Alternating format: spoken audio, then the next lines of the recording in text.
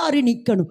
ஒன்று உரித்த கொப்பு அல்லது அந்த பட்டை சிலுவைக்கு அடையாளம். அந்த தண்ணீர் என்பது, தண்ணீர் யாருக்கு அடையாளம்? சத்தமா பரிசுத்த ஆவியானவர்.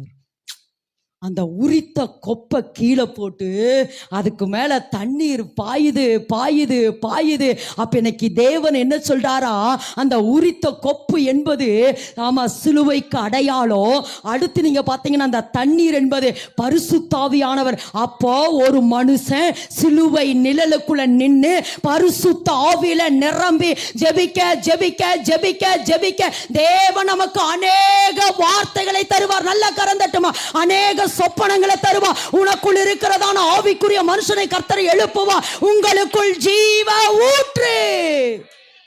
உங்களுக்குள்ள என்ன இருக்கு?